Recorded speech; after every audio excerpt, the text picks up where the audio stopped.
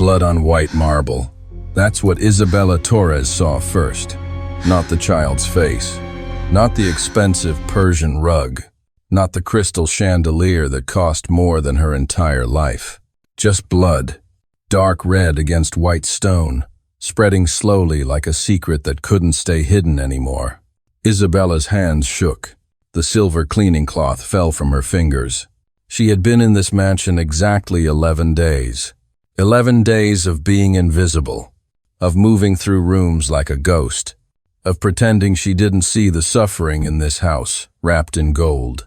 But now the 7-year-old girl lay on the floor of the music room, curled into herself, hands pressed against her right ear, silent tears streaming down her face. Not crying out, not screaming, just shaking, because Emma Castellano had been born into silence, and in 7 years, she had never made a sound that mattered. Isabella dropped to her knees. "Emma," she whispered, knowing the child couldn't hear her. The girl's eyes were squeezed shut, face twisted in agony. Isabella had seen this pain before, 3 years ago, in a clinic where she cleaned floors for minimum wage. A boy, maybe 9 years old. Same symptoms. The doctors had missed it for months, until someone finally looked closer. Isabella's heart hammered. She reached out slowly, carefully, the way you approach something fragile and wild. Emma's small hand was ice cold. The blood wasn't from an injury. It was seeping from her ear. Dark, thick, wrong. Isabella's mind raced. She had no medical training, no authority, no right to touch this child who belonged to one of the richest men in California. But she had eyes, and she had seen this before. The massive double doors burst open. Emma, Michael Castellano, stood in the doorway, 6 feet tall, perfectly tailored suit, silver at his temples, eyes that commanded boardrooms and bent politicians. But right now he looked like every other terrified father in the world. He crossed the room in 3 strides. What happened? His voice was sharp, controlled, the kind of tone that made subordinates panic. Isabella stood, stepped back, remembered her place. "I don't know, sir. I just found her. Did you touch her?" Answer me." "Yes, sir." Her hand. She was. "Get out." Isabella's breath caught. Michael knelt beside his daughter, gathering her into his arms with surprising gentleness. Emma's eyes opened slightly, unfocused, searching for something she could never hear. Her lips moved. No sound came out. Michael pulled out his phone, fingers flying across the screen. "Dr. Harrison. Now. I don't care if he's in surgery. Tell him Emma's bleeding again." Again. Isabella froze halfway to the door. Again. This had happened before. Michael's voice dropped lower, harder. "No. No more tests. No more specialists. Just fix her." He hung up. For a moment, the room held nothing but the soft ticking of a clock worth more than Isabella's annual salary. Then Michael looked up, saw Isabella still standing there. "I said get out." Isabella's hands twisted the cleaning cloth. She should leave. She should run. She should protect herself. But her mother's voice echoed in her head. "Mija, silence is a choice, and sometimes staying silent makes you part of the crime." Isabella took 1 step forward. "Sir, are you deaf too?" Michael's voice cracked like a whip. The word hung in the air. Cruel, bitter, born from years of helplessness. Isabella flinched, but didn't retreat. "I've seen this before," she said quietly. Michael's eyes narrowed. "You're a maid." "Yes, sir." "Not a doctor." "No, sir." "Then you've seen nothing." He turned back to his daughter, dismissing her with his silence. Isabella watched Emma's small hand reach up, touch her father's face, searching for reassurance through touch alone. The girl's other hand still pressed against her ear. Blood seeped between her tiny fingers. Isabella made a choice. "It's not just deafness," she said. Michael went very still. What did you say? Isabella's voice was steadier now. I worked in a clinic, East Los Angeles. 3 years ago, a boy had the same symptoms: bleeding, pain, deafness that every specialist said was permanent. Michael turned slowly. His eyes were cold. And? They were wrong. The silence stretched. Outside, Los Angeles traffic hummed. Inside, a clock ticked. Emma whimpered softly, the only sound she ever made. Michael stood, still holding his daughter, her blood staining his $5,000 suit. Every specialist in this country has examined her, he said quietly. Johns Hopkins, Mayo Clinic, Stanford. They all say the same thing. I know, sir. They say the auditory nerve never developed properly. They say it's neurological, irreversible. Yes, sir. They say she'll never hear. Isabella nodded. Michael's jaw tightened. So what makes you a woman I hired 11 days ago to clean my house think you know something they don't? It was a fair question, and Isabella had no good answer, except the truth. Because they're looking at scans, she said. I'm looking at her. 3 hours earlier. The morning had started the way every morning started in the Castellano mansion. Silent. Isabella arrived at 6 a.m. Entering through the service entrance with the other invisible people who kept this world running. Carlos, the groundskeeper. Marie, the cook. James, the head of security. They nodded to each other but didn't speak. The house had rules. Be invisible. Be quiet. Be gone before Mr. Castellano's day truly began. Isabella changed into her uniform, plain gray dress, white apron, comfortable shoes that didn't click on marble. She started in the East Wing, the way she'd been trained. Dust the artwork. Vacuum the Persian rugs. Polish the silver. Don't touch anything personal. Don't look at family photos too long. Don't wonder about the lives you're cleaning around. But Isabella had never been good at not wondering. She had grown up in Boyle Heights, in a house where 6 people shared 3 rooms, and silence meant someone was sick or scared. Noise meant life. Laughter meant survival. Shouting meant you cared enough to fight. This house was the opposite. 23 rooms, 4 people living here, and a silence so heavy it felt like drowning.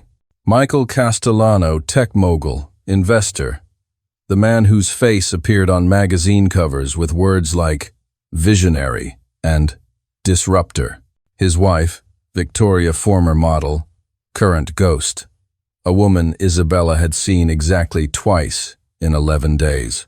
Always. Moving through the house like she was searching for an exit. Emma, 7 years old, born deaf. The reason this mansion felt more like a hospital than a home.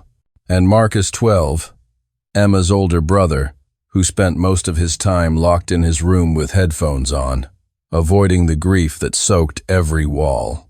Isabella finished the East Wing and moved to the music room. The irony wasn't lost on her. A music room in a house where one child couldn't hear, but Michael had built it anyway. Grand piano, vintage guitars, sound system that could shake the walls. All of it untouched. All of it waiting for a miracle that never came. Isabella ran her cloth along the piano keys without pressing them. That's when she heard it. Not music. Footsteps. Small. Uneven. Hesitant. She turned. Emma stood in the doorway. Barefoot. White nightgown. Dark hair tangled from sleep. She didn't look at Isabella. She walked straight to the piano, placed both hands on the lid, and closed her eyes.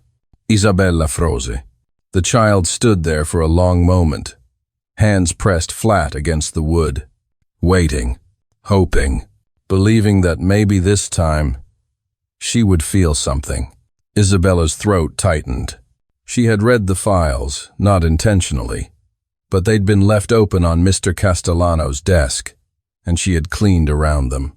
Emma Castellano, born the 12th of October 2016, full term, healthy weight, No complications, but no response to sound. Not her mother's voice. Not music. Not her own name. The first specialist said, developmental delay. The second said, wait and see. The third said, permanent auditory nerve damage. Michael Castellano had spent 7 years fighting that word. Permanent. He had flown Emma to Switzerland, Germany, Japan. Experimental treatments, stem cells, cochlear implants. Nothing worked.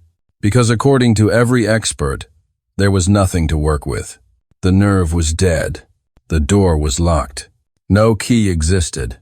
But standing there, watching Emma press her hands against the piano like she could absorb music through her skin, Isabella saw something the specialists didn't. The child's right hand.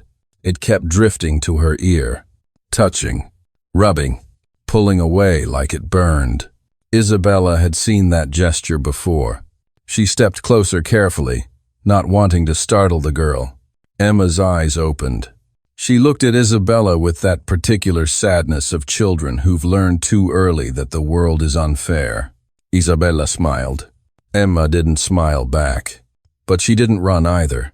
Isabella knelt down slowly, putting herself at the child's eye level. She pointed to herself, mouthed clearly, Isabella. Emma watched her lips, then pointed to herself. Emma. Isabella nodded. She pointed to the piano. Emma's expression changed excitement mixed with grief. She loved music. Everyone said so.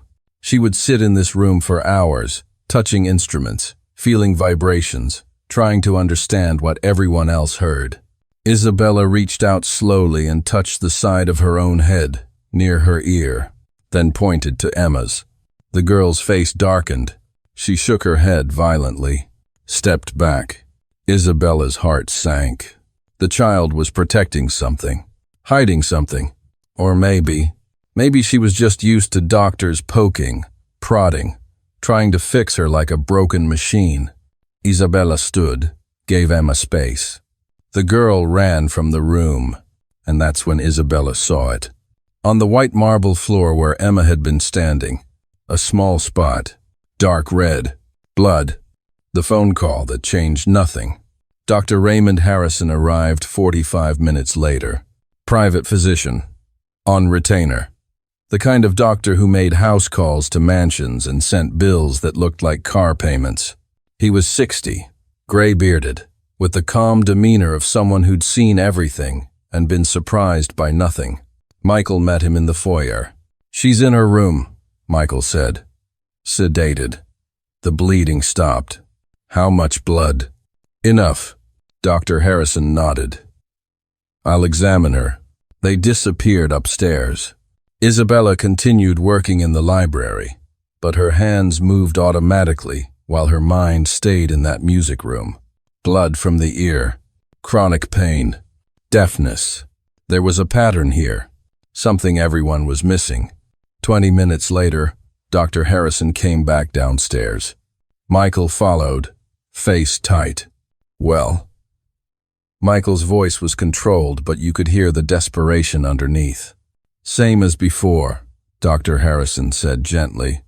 The eardrum shows irritation, likely from her scratching. I've prescribed a stronger anti-inflammatory. That's it? Michael. That's it? Michael's voice rose. More medication? More creams? More ways to manage a problem you can't solve? Dr. Harrison's expression didn't change. The auditory nerve damage is extensive, he said. We've been over this. The bleeding is a secondary issue. Irritation, possibly psychosomatic given her frustration. She's 7 years old. I know. She's in pain. I know. Then help her. The two men stared at each other. Isabella shouldn't be listening. She should be in another room. But she couldn't move. Dr. Harrison spoke carefully. Michael, I understand your frustration, but we've exhausted every option. The cochlear implants didn't take. The nerve stimulation therapy showed no response. At a certain point, don't, Michael said quietly. We have to accept, don't say it, that some conditions are beyond current medical intervention. The words landed like stones. Michael turned away, hands in his pockets, shoulders tight. You can send your bill, he said. Dr. Harrison hesitated, then nodded. I'll check on her again next week. He left. The door closed with a soft, expensive click. Michael stood alone in the foyer of his mansion that felt like a mausoleum. Isabella watched from the library doorway. She should go back to work. She should mind her business. She should remember that she was hired to clean, not to care. But her mother's voice whispered again. Silence is a choice. Isabella stepped forward. Mr. Castellano. He didn't turn. Not now. Sir. I said not now. His voice wasn't angry. It was broken. Isabella understood. She had heard that sound before. In her uncle's voice when her aunt died. In her neighbor's voice when their son was deported. In her own voice when her mother got sick and the insurance wouldn't cover treatment. The sound of someone who's been fighting so long they've forgotten what it feels like to win. Isabella went back to work, but she couldn't stop thinking about the blood on the marble. And the boy from the clinic 3 years ago. His name had been Daniel. He'd been 9 years old, deaf since birth, in constant pain. His mother brought him to the clinic every week. Different doctors. Same answer. Permanent nerve damage. Nothing we can do. Until one day, a new doctor arrived. Young, fresh out of residency. Didn't have the same tired answers. She asked different questions, looked at different scans, and found something. Not in the nerve, in the ear canal itself. Something that had been there since birth. Something no one had seen because they'd been looking at the wrong thing. Isabella couldn't remember exactly what it was, some kind of growth, maybe, or a blockage, but she remembered the aftermath. Surgery, recovery, and then the boy heard his mother's voice for the first time.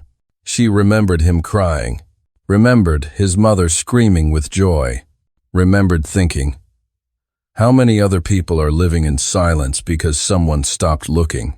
Now, standing in the Castellano mansion, she wondered, was Emma one of them? The forbidden room. That night, Isabella couldn't sleep. She lived in a small apartment in Linwood, shared with her sister Rosa and Rosa's 2 kids. 1 bedroom, pull-out couch, bathroom with a door that didn't quite close. It was loud, it was cramped, it was home. But tonight, even the familiar chaos couldn't quiet her thoughts. At 2 a.m., she gave up, made coffee, opened her laptop, old, slow, but functional. She searched. Deafness plus ear bleeding plus child. Hundreds of results. Most pointed to infection, trauma, or chronic conditions. She narrowed it. Deafness misdiagnosed plus ear canal blockage. Fewer results. But there, a medical journal article. Congenital oral atresia and cholesteatoma. A case study of misdiagnosed deafness. Isabella's English was good but not great. She read slowly, translating words she didn't know. The article described children born with blockages in the ear canal, growths of skin and tissue that prevented sound from reaching the inner ear. To doctors looking at nerve scans, it appeared as nerve damage, but the nerve was fine. It was just trapped behind a wall no one knew existed. The article showed before and after scans. Treatment. Surgical removal. Outcome. Restored hearing in 60% of cases. Isabella's hands trembled. She read it again. Then again. At 4:30 a.m., she called her cousin Miguel, an ER nurse in Riverside. Do you know anything about cholesteatoma? She asked. Miguel yawned. You're calling me at 4 in the morning for a medical question? It's important. He sighed. It's a growth. Usually develops after repeated ear infections. Why? Can it cause deafness? If it's bad enough, yeah. It can block the ear canal, damage the bones. Why are you asking me this? Isabella hesitated. Research, she said finally. For what? Just someone I know. Miguel was quiet for a moment. Then, Bella, if someone you know has a cholesteatoma, they need surgery, not research. What if doctors keep saying it's nerve damage? Then they're not looking deep enough. Those words echoed. Not looking deep enough. Isabella thanked him and hung up. She stared at the article on her screen. If Emma had this, if the specialists had missed it, if there was even a chance, but Isabella was a maid, not a doctor, not a specialist, not anyone who had the right to suggest that some of the best medical minds in the country were wrong. Except, what if they were? At 6 a.m., she went back to the mansion. The house was still dark when she arrived. She went through her morning routine automatically, but when she reached the music room, she stopped. The blood spot was still there. She knelt down, studied it. Dark, almost brown now. Old blood oxidizes. This wasn't fresh from this morning. This had been there longer, which meant Emma had been bleeding before yesterday. Maybe for days, maybe weeks, and no one had noticed. Or maybe they'd seen it and decided it didn't matter. Because when you've been told something is hopeless for 7 years, you stop looking for hope. Isabella made a decision. She went upstairs.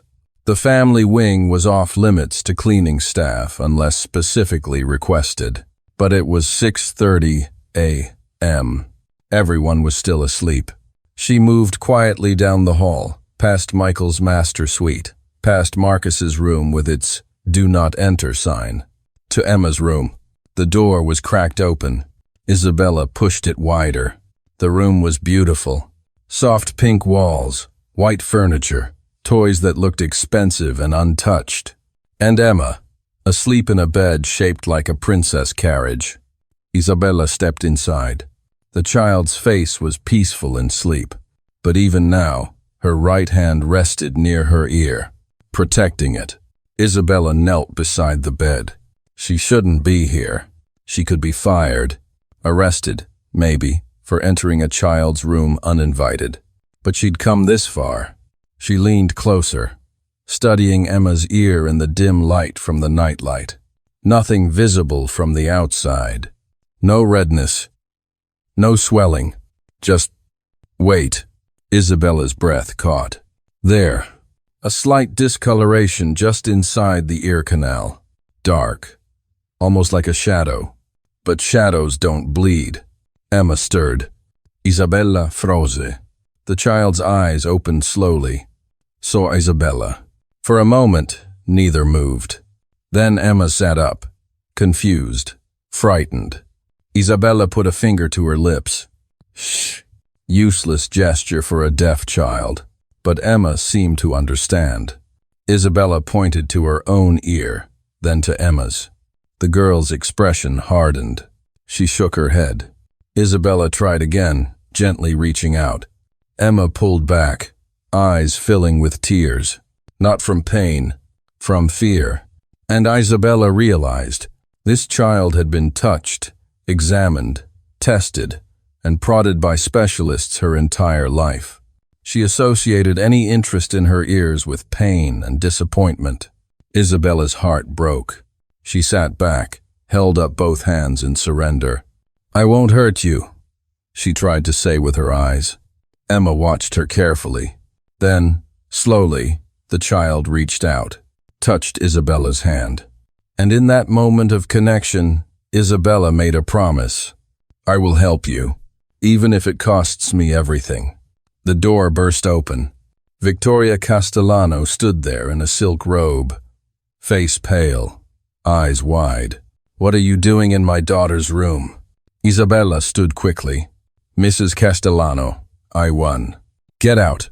Please, I was just... Get out." Emma started crying silently, the way she always did. No sound, just tears and shaking shoulders. Victoria rushed to her daughter, gathered her close, glared at Isabella with the particular fury of a mother protecting her child. "You're fired," Victoria said. "Pack your things and leave, now." Isabella's world tilted. She needed this job. Her family needed this money. But, "Mrs. Castellano, please. I think Emma might have—" "I don't care what you think. You have no right to be in here. No right to touch her. No right to—" "She's bleeding." Victoria stopped. "What?" "Her ear. She's bleeding. I saw it yesterday." Victoria's expression flickered fear, denial, anger. Dr. Harrison already examined her. "I know, but—" "He said it's irritation. From scratching. What if it's not?" The question hung in the air. Victoria held her daughter tighter. "Leave," she whispered, "before I call the police." Isabella looked at Emma one last time. The child stared back, tears still streaming. And Isabella saw it clearly. Emma knew something was wrong. She'd known for a long time. But when no one listens to you, eventually you stop trying to speak. Isabella left the room, walked downstairs, gathered her things from the service closet, and tried not to cry. She was halfway to the door when Michael appeared. "My wife says you entered my daughter's room without permission." Isabella nodded. "Yes, sir." Why? She could lie, make an excuse, protect herself, but she was already fired. What did she have to lose? "Because I think everyone's looking at the wrong thing," Isabella said. "Your daughter isn't deaf because of nerve damage. She's deaf because something is blocking her ear, something that can be removed." Michael stared at her. "Every specialist is looking at scans of her auditory nerve," Isabella interrupted. "But has anyone actually looked inside her ear canal? Recently? Closely?" Dr. Harrison looked yesterday and said it was irritation. But what if he's wrong? What if there's a growth, a blockage, a cholesteatoma? Michael's expression changed. "A what?" "Cholesteatoma. It's a skin growth in the ear. It can cause deafness, bleeding, pain, and it can be removed surgically." "Where did you—" "I researched it last night, after I saw her bleeding. Sir, I'm not saying I'm right. I'm just saying, what if there's a chance?" Michael was quiet for a long moment. Then he said, "You're a maid." "Yes, sir." "Not a doctor." "No, sir." "And you think you know something that teams of specialists missed?" Isabella met his eyes. "No, sir. I think I'm seeing something they stopped looking for." The silence stretched. Outside, Los Angeles woke up. Inside, a father stood at a crossroads. Believe the maid and risk more disappointment, or dismiss her and live with the question, what if? Michael pulled out his phone. "What's the name again?" he asked quietly. "Cholesteatoma." He typed it. "Read." His face paled. "Jesus," he whispered. He looked up at Isabella. "If you're wrong, then I'm wrong," she said. "But if I'm right—" Emma could hear. The words felt impossible. Too big. Too hopeful. Michael made a call. "Dr. Harrison, I need you to run a different test. No, not the auditory nerve. The ear canal itself. I want an otoscopy, a CT scan focused on the canal. I want you to look for a growth called cholesteatoma." Pause. "I don't care if you think it's unlikely. I want it done. Today." He hung up, looked at Isabella. "You're not fired," he said. "But if this is nothing, if you've given me false hope, then fire me," Isabella said. "I'll deserve it." Michael nodded slowly, then did something unexpected. He held out his hand. "Thank you," he said, "for caring enough to risk everything." Isabella shook it and prayed she wasn't wrong. The woman who couldn't believe. Victoria Castellano sat in the dark master bedroom, curtains drawn, door locked. She heard Michael's car pull into the driveway, heard his footsteps on the stairs, heard him knock. "Vic, open the door." She didn't move. Victoria, please. Go away, Michael. They found something. Victoria's breath caught. What? They found something. In Emma's ear. It's called a cholesteatoma. It's been there since birth. It's why she can't hear. Silence. Victoria, did you hear me? It can be removed. She might hear. Victoria stood slowly, walked to the door, put her hand on the lock, but didn't open it. How many times have we done this? She asked quietly. What? How many times have we hoped? How many specialists? How many treatments? How many times have we celebrated too early, only to have it taken away? This is different. They all say that. Victoria, I can't do it again, Michael. Her voice cracked. I can't watch her hope. I can't watch her face light up when we tell her maybe, possibly, there's a chance, and then watch her break when it doesn't work. This time, don't, she said sharply. Don't tell me this time is different. Don't tell me this time will work. Don't give me hope when hope has done nothing but destroy us. Michael was quiet for a long moment. Then, what if I'm right? What if you're not? The question sat between them like a third person. Victoria leaned her forehead against the door. I love her, she whispered. God, Michael. I love her so much it feels like dying, but I can't survive another failure. I can't watch her suffer through another procedure. I can't. Her voice broke completely. Michael spoke softly through the door. Then don't come, he said. I'll take her. I'll be there. I'll hold her hand. You don't have to hope if you don't want to. But I'm done accepting that my daughter will live in silence because I'm too afraid to try. Victoria heard him walk away, heard his office door close. She slid down to the floor, back against the door, and cried. For 7 years, she'd been the strong one. The one who held Emma when she woke up crying. The one who learned sign language even though Emma was too young to understand it. The one who sat through every appointment, every test, every devastating conversation where doctors used words like permanent and irreversible. Michael had hope. Michael had anger.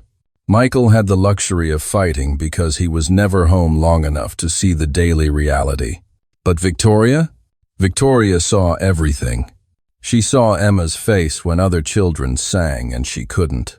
She saw Emma's confusion when people spoke to her and she couldn't respond. She saw Emma's loneliness, her isolation, her slow realization that she was different in a way that couldn't be fixed. And Victoria had learned to accept it. Not because she wanted to, but because acceptance hurt less than hope. Now Michael was offering hope again. And Victoria didn't know if she had the strength to believe. The boy who remembered everything. Marcus Castellano sat in his room with his headphones on, volume at maximum. Not because he loved the music. Because he hated the silence. People thought silence was peaceful. People were wrong. Silence was where all the bad thoughts lived. His phone buzzed. Text from his dad. We found something. Emma might be able to hear. Marcus stared at the message, then deleted it. Not because he didn't care, because he cared too much. He was 12 years old. He remembered when Emma was born. He'd been 5. He remembered his parents' excitement, a baby girl, a little sister, a perfect addition to their perfect family. He remembered the first time they realized something was wrong. Emma didn't react to sounds, didn't turn when they called her name, didn't cry when loud noises startled everyone else. He remembered his mom's face, the way hope died slowly in her eyes over months and years. He remembered his dad's anger, the way he started working longer hours, traveling more, because being home meant facing reality. And he remembered the treatments. God, the treatments. Emma strapped to machines. Emma crying silently while doctors inserted devices. Emma's small body going through procedures that promised miracles and delivered nothing. Marcus had watched his family break. Slowly, quietly, like a building collapsing from the inside. And now his dad was saying there might be hope again? Marcus didn't believe in hope anymore. Hope was the thing that hurt you most. He turned the music louder and tried not to remember what his family used to look like before silence moved in. The consultation that changed everything. Dr. Kenji Yamada didn't look like the savior Michael Castellano desperately needed. He was short, mid-50s, wire-rimmed glasses, rumpled shirt under his white coat. He looked like someone's kind uncle, not one of the country's leading pediatric ear surgeons. But when he studied Emma's scans, his eyes lit up with something Michael hadn't seen in 7 years. Excitement. They sat in Dr. Yamada's office at UCLA Medical Center. Michael, Isabella, who Michael had insisted come, and Emma, who sat quietly coloring in a chair, unaware that the adults were discussing her future. Dr. Yamada pointed to the scan. "This is actually a textbook case," he said. "Congenital cholesteatoma. Significant size, but completely accessible. The ear canal structure is intact. The ossicles, the tiny bones that transmit sound, show some erosion, but not severe." "Can you remove it?" Michael asked. "Yes." The word hung in the air like a miracle. "Can she hear after?" Michael's voice cracked slightly.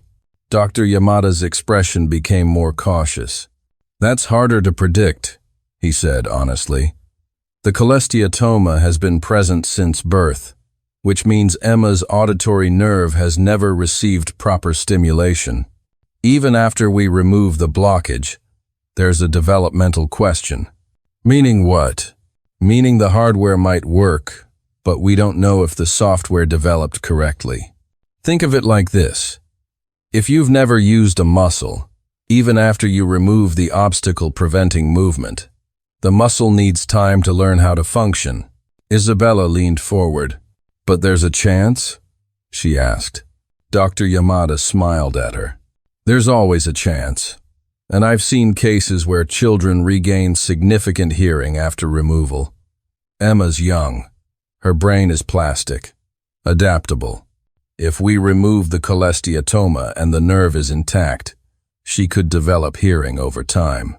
"How much time?" Michael asked. "Weeks, months. It varies." "And the surgery?" 4 hours, approximately. We'll make an incision behind the ear, remove the growth, reconstruct any damaged structures if necessary. She'll need to stay overnight for observation. Recovery is typically 2 weeks, with follow-up appointments to monitor healing and hearing development. Michael looked at Emma. She was drawing a picture of a bird. Blue crayon. Careful strokes. She couldn't hear birds. She'd never heard them. But she drew them anyway. Michael's throat tightened. "What are the risks?" he asked. Dr. Yamada didn't sugarcoat it. "Any surgery carries risks: infection, bleeding, anesthesia complications. Specific to this procedure, there's a small risk of facial nerve damage, which could cause temporary or permanent facial weakness. There's also a risk that the cholesteatoma has caused more damage than the scans show, in which case hearing restoration might be limited. And if we don't do the surgery, the cholesteatoma will continue growing. It will eventually cause more damage, bone erosion, infection, potentially life-threatening complications if it reaches the brain. Emma is also experiencing chronic pain and bleeding, which will worsen." Michael nodded slowly. "When can you do it?" Dr. Yamada checked his calendar. "I have an opening next Tuesday. Morning slot. But Mr. Castellano, I need you to understand something." "What?" "This isn't a miracle cure. This is corrective surgery. Emma might hear. She might not. She might hear partially. We won't know until weeks after the procedure. You need to prepare yourself, and your daughter, for any outcome." Michael looked at Isabella. She looked back, eyes steady. "Do it," Michael said. Dr. Yamada nodded. "I'll have my team prepare the surgical suite. You'll need to bring Emma in for pre-op blood work and clearance." He stood, shook Michael's hand, then turned to Isabella. You saved this child's life, he said simply. You know that, right? Isabella felt her eyes burn. I just saw something, she whispered. Most people don't see, Dr. Yamada replied. They look, but they don't see. You did. That's rare. After they left the office, Michael stopped in the parking lot. He knelt down in front of Emma, bringing himself to her eye level. She looked at him with those sad, ancient eyes. He signed slowly, carefully, the way he'd practiced for years. You're going to have surgery. The doctor will fix your ear. You might be able to hear. Emma's face didn't change. She'd heard promises before. Michael's heart broke. I know you don't believe me, he signed, but I need you to trust me one more time. Emma touched his face, then signed back. Will it hurt? Michael's vision blurred. Maybe, he signed honestly, but I'll be there. I promise. Emma nodded slowly, then went back to holding Isabella's hand. Because children know who sees them, and Emma knew. The night before, everything changed. Isabella couldn't sleep. She lay on the pull-out couch in her sister's apartment, staring at the ceiling, listening to Rosa's soft snoring from the bedroom. Tomorrow was Monday. Tuesday morning, Emma would go into surgery, and Isabella would be responsible. If it worked, she'd given a child the gift of hearing. If it didn't, if Emma suffered through surgery for nothing, if the hope crushed this family one more time. Isabella's phone buzzed. 2:47 a.m. Text from an unknown number. This is Victoria Castellano. Michael gave me your number. I need to talk to you. Isabella sat up, heart pounding. She typed back. Is everything okay? Victoria. No. Can you call me? Isabella stepped outside into the cool Los Angeles night. Dialed. Victoria answered on the first ring. Hello? Mrs. Castellano. Don't call me that. Call me Victoria. Okay. Victoria. Is Emma okay? She's fine. Asleep. I'm not. Silence. Then Victoria said, I need you to tell me the truth. About what? Do you really believe this will work? Or did you just want to be the hero? The accusation hung there. Isabella took a breath. I don't know if it will work, she said honestly. I'm not a doctor. I don't have any special knowledge. I just saw something that reminded me of something else. And I thought maybe, just maybe. That's not good enough, Victoria said, voice sharp. You convinced my husband to hope again. Do you know what that costs? Do you know what happens when hope fails? Yes, Isabella said quietly. No, you don't. You don't know what it's like to watch your daughter suffer through treatment after treatment. You don't know what it's like to hold her while she cries because she doesn't understand why she's different. You don't know what it's like to lose yourself trying to fix something that can't be fixed. Isabella let her finish, then said, You're right. I don't know what that's like, but I know what it's like to watch someone die because doctors gave up too soon. Victoria went quiet. What? My mother, Isabella said. 3 years ago, she had cancer, stage 3. Treatable, the first doctor said. But our insurance wouldn't cover the treatment she needed.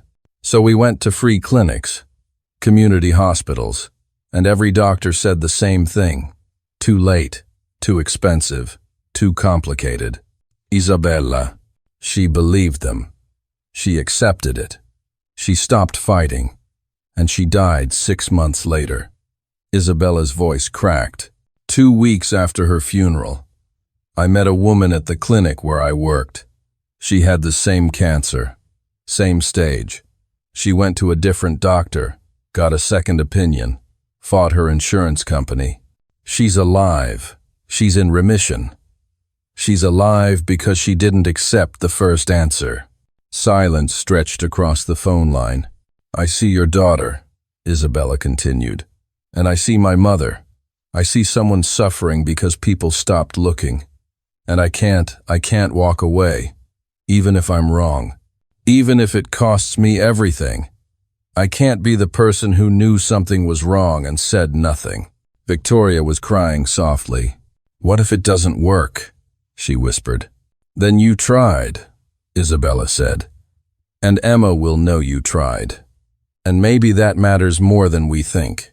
Victoria didn't respond for a long moment. Then, "Thank you." "For what?" "For caring about a child you barely know." "Most people don't. Most people don't see her," Isabella said. "But I do."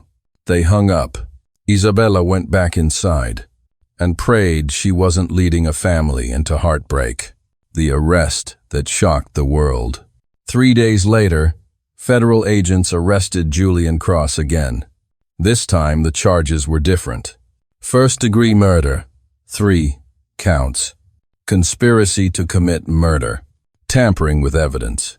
Witness intimidation. Obstruction of justice. No bond. He was remanded to federal custody, sent to a detention facility to await trial. His lawyers protested. The judge didn't care. Mr. Cross is accused of deliberately causing the deaths of 3 children to protect a fraudulent business venture, the judge said. He has the means to flee the country. He has already demonstrated a willingness to obstruct justice. He will remain in custody. Julian was led away in handcuffs. For the first time, Michael saw fear in his eyes. Real fear. The kind that comes when you realize you're not untouchable anymore. The families who finally found peace. That night, Michael received a call from a number he didn't recognize. "Hello? Mr. Castellano. My name is Linda Chen. I'm Marcus's mother." Michael's breath caught. "Mrs. Chen, I'm so sorry for your loss." "Thank you. I'm calling because Dr. Chen, Sarah Chen, no relation, told me what you're doing, how you're fighting neurogen, how you're trying to get justice for all the children they hurt." "Yes, ma'am. I want to help. I want to testify. I want the world to know what they did to my son." Michael's eyes filled with tears. "Are you sure? It will be painful. They'll ask about Marcus, about his death, about—" "I don't care," Linda interrupted. "My son died, thinking he was sick, thinking his body failed him. I want people to know the truth, that he was killed, that he could have been saved, that neurogen murdered him." Her voice broke on the last word. "I'll make sure everyone knows," Michael promised. "Thank you." "And Mr. Castellano?" "Yes? Thank you for not giving up. Thank you for fighting when it would have been easier to stay quiet. Marcus can't be saved. But because of you, other children will be." After they hung up, Michael sat in his office, crying. Victoria found him there. "What's wrong?" "Marcus Chen's mother just thanked me," he said. "Her son is dead because of neurogen, and she thanked me." Victoria held him. "You're giving her justice. That's worth thanking someone for." "Is it? Justice won't bring Marcus back. It won't give him the life he should have had. No, but it will make sure his death meant something, and sometimes that's all we can do." The trial that changed everything. The trial of Julian Cross began 6 months later. Federal courthouse in San Francisco. Standing room only. Media circus outside. Families of victims in the gallery. Michael and Victoria sat in the front row every single day. The prosecution's case was devastating. They presented Dr. Romero's testimony about the fake gene therapy, Dr. Chen's testimony about blocked medical reports, financial records showing payments to doctors, emails discussing covering up deaths, audio recordings of Julian explicitly ordering evidence destruction, testimony from the families of the 3 children who died. The defense tried to argue. The deaths were tragic, but not criminal. The gene therapy was experimental and carried known risks. Parents had signed informed consent forms. Any fraud was committed by individual doctors, not neurogen. But the evidence was overwhelming, especially when Linda Chen took the stand. She spoke calmly, clearly, about her son Marcus, about the diagnosis that said he'd never hear, about enrolling him in the neurogen trial as a last hope, about watching him get sicker after the gene therapy, about the seizures, the fever, the encephalitis, the death, and about learning only after Michael's investigation that Marcus could have been saved, that a simple surgery would have given him hearing, that he died not because medicine failed him, but because greed did. When she finished, there wasn't a dry eye in the courtroom. Even the judge was crying. Julian sat stone-faced, but his hands were shaking. The jury deliberated for 6 hours, came back with a verdict. Guilty on all counts. Julian showed no emotion as the verdict was read, but Michael saw his shoulders sag, saw the moment he realized it was over. Sentencing was scheduled for 2 weeks later. The sentence that sent a message. The courtroom was packed for sentencing. Julian's lawyers argued for leniency. My client is a scientist, an innovator. He made mistakes, yes, but his intent was to help children. He deserves a chance at redemption. The prosecution argued for the maximum. Julian Cross didn't make mistakes. He made choices. He chose profit over lives. He chose money over morality. He chose to let children die rather than admit his treatment didn't work. He deserves nothing but the consequences of those choices. The judge asked if Julian wanted to speak. He stood, looked at the families in the gallery. "I'm sorry," he said. "I know that doesn't change anything. I know it doesn't bring back the children who died. But I am genuinely sorry." Linda Chen stood up. "You're not sorry you did it," she said. "You're sorry you got caught." The judge banged the gavel. "Mrs. Chen, please." Linda sat down, but her words hung in the air. The judge looked at Julian. "Mr. Cross, I've been on the bench for 23 years. I've seen a lot of criminals, violent offenders, drug dealers, gang members, but I've never seen anyone as dangerous as you." Julian's face flickered. "Because you don't look dangerous," the judge continued. "You look respectable, educated, successful. You look like someone parents would trust with their children's lives. And that's exactly what makes you so dangerous." The judge picked up the sentencing document. "You are hereby sentenced to 30 years in federal prison for the murders of Marcus Chen, Aisha Okoye, and David Brennan. Additional sentences of 10 years each for fraud, conspiracy, and obstruction of justice to run consecutively. Total sentence, 60 years. Gasps filled the courtroom. Julian's lawyers immediately began arguing, but the judge silenced them. "You will serve every day of that sentence.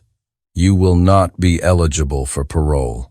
And you will spend the rest of your life knowing that 3 children are dead because you valued money more than human life." The judge banged the gavel. "This court is adjourned." Julian was led away. This time, he looked broken, the aftermath that healed wounds. In the months following the trial, Neurogen Pharmaceuticals declared bankruptcy. Their assets were liquidated. Proceeds went to the families of victims. Every family who'd participated in the fraudulent trial received compensation. Not enough to erase the pain, but enough to help. 43 doctors lost their medical licenses for participating in the fraud. Some went to prison. Some just disappeared. All lost the trust they'd spent careers building. The FDA implemented new oversight regulations for clinical trials, independent verification of diagnoses, mandatory reporting of adverse events, protection for whistleblowers. Emma's Law, they called it. Named after the little girl who sparked the investigation. Continue, 1-2. 14 a.m. Michael and Victoria started a foundation, the Hearing Truth Foundation, dedicated to providing free second opinions for children diagnosed with permanent deafness. Funded by the settlement money they received from the Neurogen bankruptcy, they helped over 300 children in the first year. found that 67 of them had been misdiagnosed. 67 children who could be helped. Who were helped? Who could hear now? Isabella became the foundation's director of family services. Michael had offered her a position on the board. She'd refused. "I'm not a board member," she'd said. "I'm someone who sees people. Let me do what I do best." She visited families personally, held their hands through diagnoses, helped them navigate the medical system, made sure no one else fell through the cracks the way Emma almost had. Dr. Sarah Chen became the foundation's chief audiologist. She personally evaluated every child who came through the program, never missed a blockage again, never stopped looking deeper. Dr. Kenji Yamada trained 50 other surgeons in identifying and treating cholesteatomas, published papers, gave lectures, made sure Emma's case became a teaching moment. And Emma? Emma turned 10 years old. She could hear perfectly now. She sang in the school choir. She played piano. She had friends. She was happy. And she never forgot what silence felt like. She volunteered at the foundation, met other children who were deaf, told them her story, gave them hope. Being deaf isn't bad, she'd tell them. But being lied to is. Make sure your doctors are telling you the truth. And they listened. Because Emma's voice, the voice that shouldn't exist, carried the weight of truth.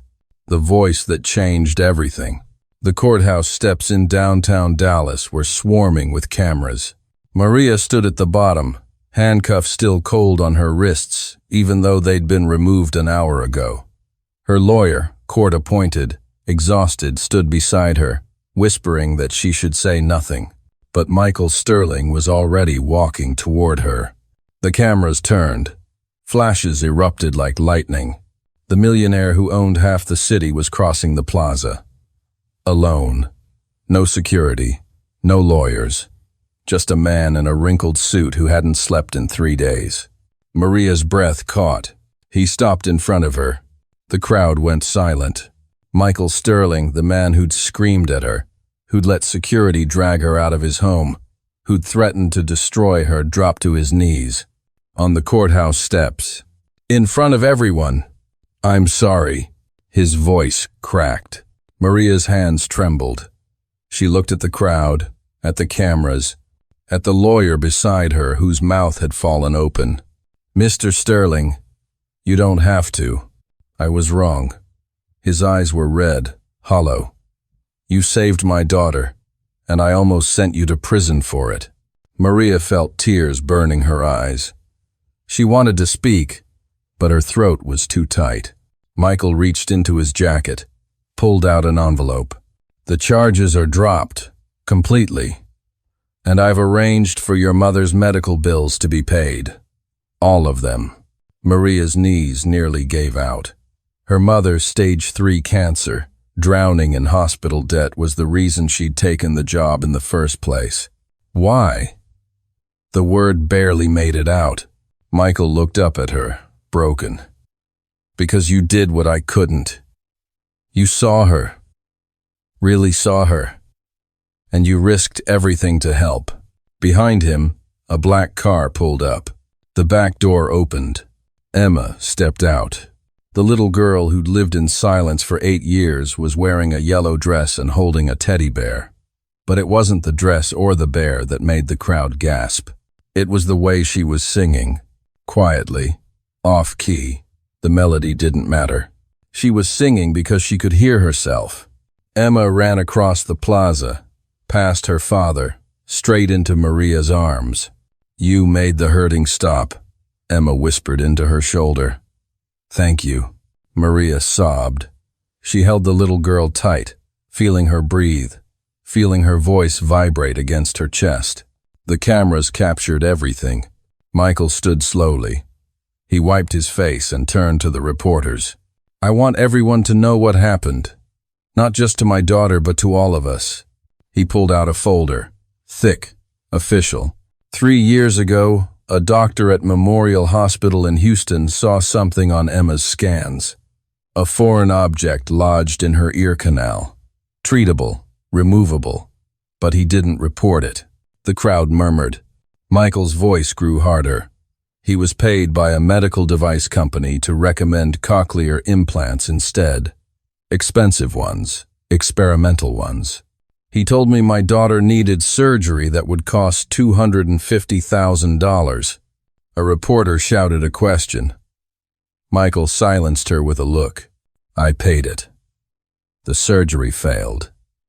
And for 3 more years, my daughter suffered because someone decided her pain was worth less than their profit. The murmurs turned to shouts. That doctor is being investigated. So is the company. And I'm funding a legal team to find every other family who was lied to. Maria stared at him. This wasn't just an apology. It was war. Michael looked back at her. I owe you more than money. I owe you the truth. You saw what they tried to hide. You did what they refused to do. He extended his hand. Maria hesitated, then took it. The cameras exploded. Asterisk, asterisk. 3 months later, asterisk, asterisk. The Sterling mansion was different now. The silence was gone. Emma's laughter echoed through the halls. She talked constantly, asking questions, singing songs, repeating words just to hear them again. Maria still worked there, but not as a maid. Michael had offered her a position managing his new foundation, asterisk, the Emma Sterling Fund for Medical Transparency, asterisk. She'd refused at first. She wasn't qualified. She was just a woman from East Dallas who'd gotten lucky. But Michael had looked at her and said, "You're the only person I trust." So she'd said yes. Now she sat in what used to be a guest room, converted into an office, reviewing case files. Families from across Texas, across the country were coming forward with stories like Emma's, misdiagnoses, delayed treatments, lies wrapped in medical jargon. Maria's phone buzzed. A text from Michael. Asterisk. She wants to see you. Asterisk. Maria smiled and walked upstairs. Emma was in her room, sitting at a small piano Michael had bought her. She was picking out notes, clumsy but determined. "Miss Maria!" Emma jumped up and ran over. "Listen to this."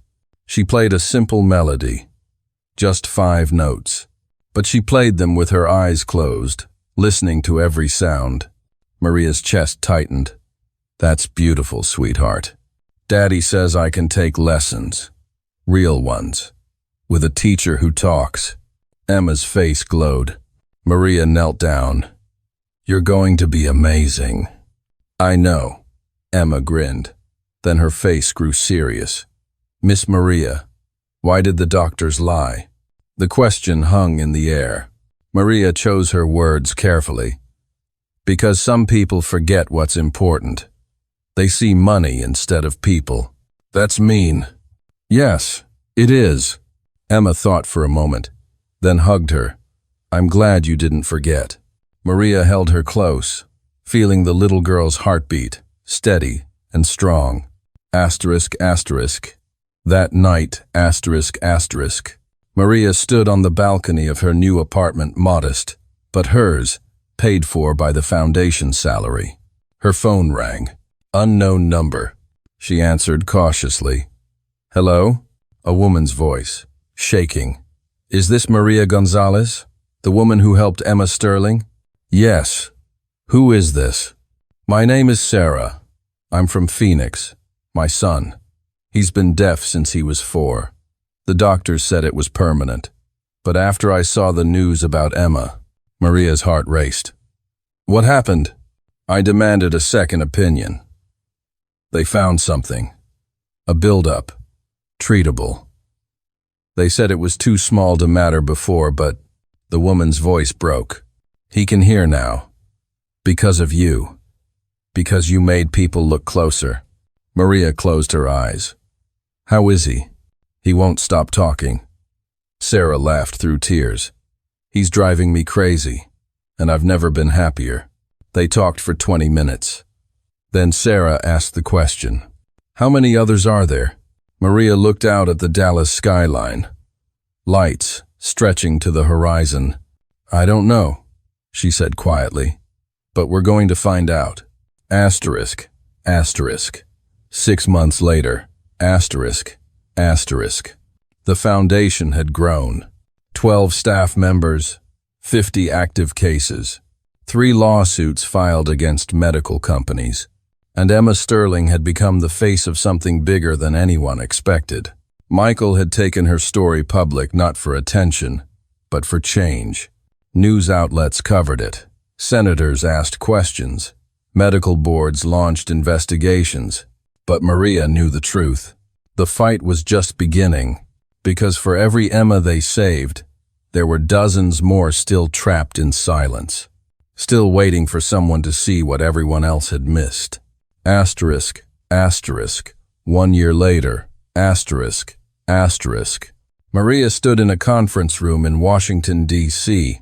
She was testifying before a Senate subcommittee on medical ethics. Michael sat in the gallery, Emma beside him, wearing headphones to block the noise but smiling anyway. The senator leaned forward.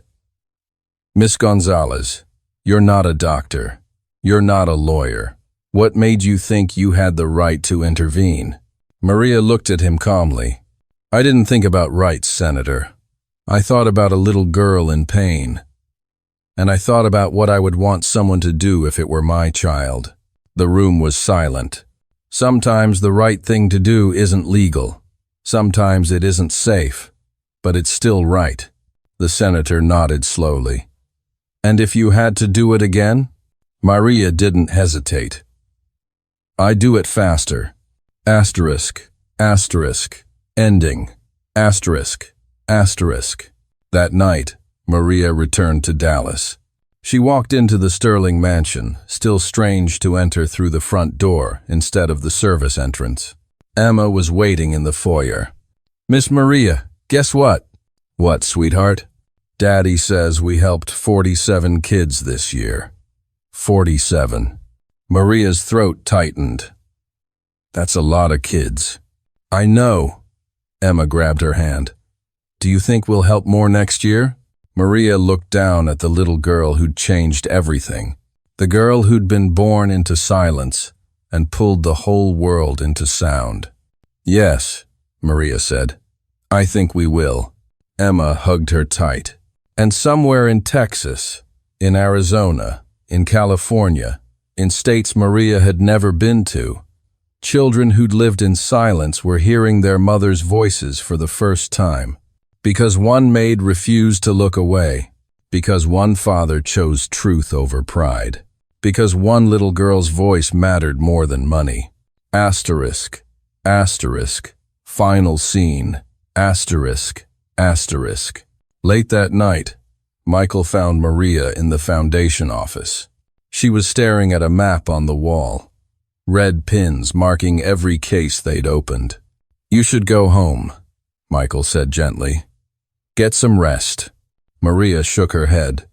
"There's a new case. A boy in Oregon. Same symptoms as Emma. Same runaround from doctors. We'll handle it tomorrow." "What if tomorrow is too late?" Michael stepped beside her, looked at the map.